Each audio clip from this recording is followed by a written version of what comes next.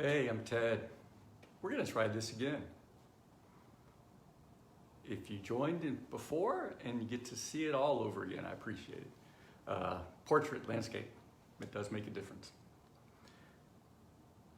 So here we are, it's the last Friday of summer.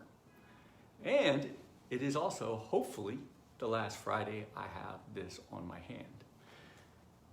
So since this is summer's wrapping up, and I've been meaning to do more of this kind of stuff, and COVID happened, and summer, and Black Lives Matter, and riots, and all that stuff is going on out there.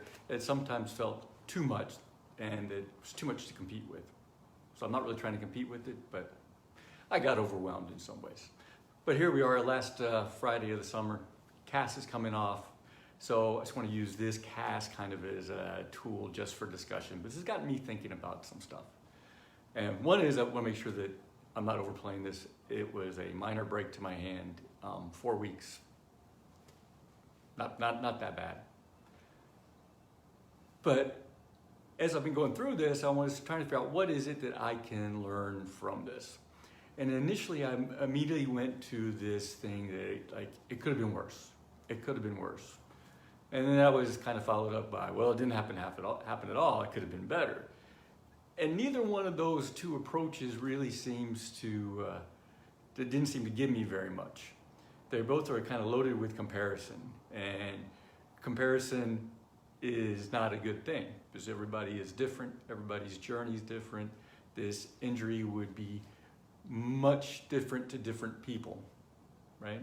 If you're a dentist breaking your right hand, that's a problem. If you're a doctor, could really stop you. For me, it's caused me not to be able to write. I'll talk about this a little bit later too. So I try to move away from the comparison part. Could have been better, could have been worse. Doesn't really help out. Doesn't really give you any kind of any takeaways from that. And then I started getting into, well, what is the universe trying to teach me?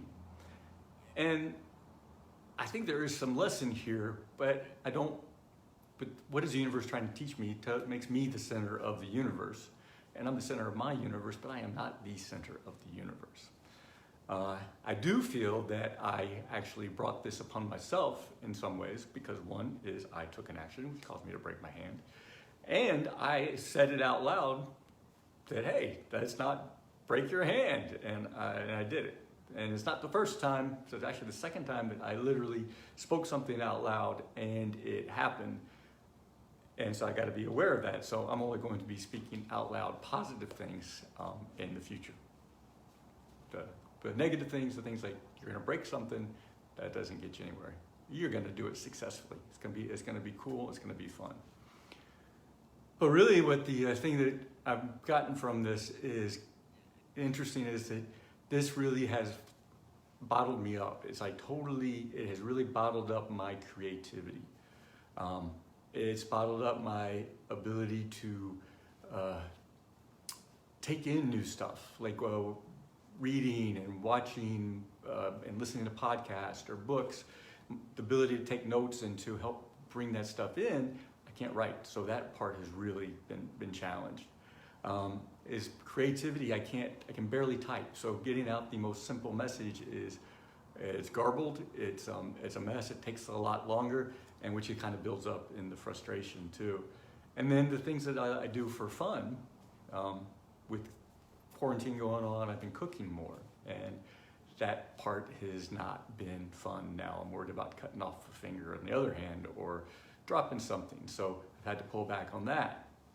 And then exercise and being physically active is really important to me. It's a way I get grounded, in a way I get creative, and I can't really do much of that. I can't run, I can't sweat. I sweat, the cast gets stinky, and I don't want it to get any stinkier than it is, and the hand hurts if it gets bounced around too much, and so, all that stuff. Yeah. Remember, this is not a big deal, but it's just kind of how it all has impacted me. And so one thing I can do is I can talk. So I've been trying to use that and use verbal and have more verbal communications with people where maybe previously I would have done it by text or something. And so that part, and that also kind of spurs me on here to kick off this Facebook Live, start doing these more regularly. Summer's over, now's a good time to do it, I think.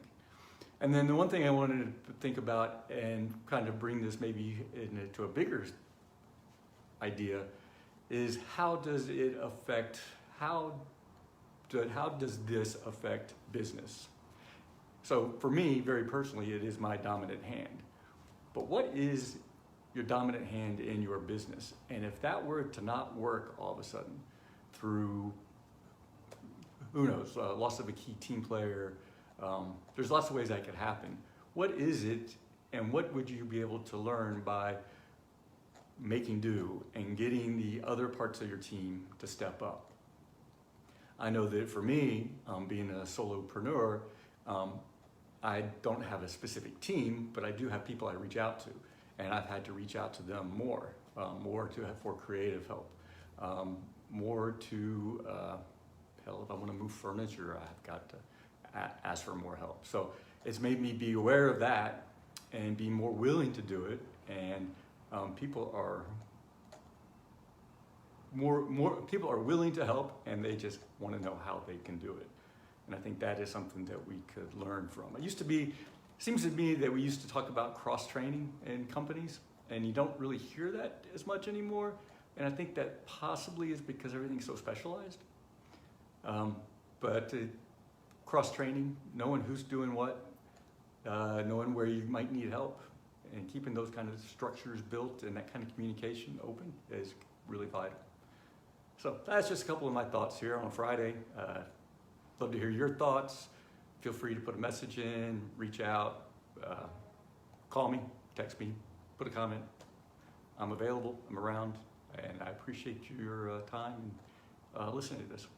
And hope you have a good Friday, great weekend, and let's get wrapped up with this summer and hope for a good fall. Thanks.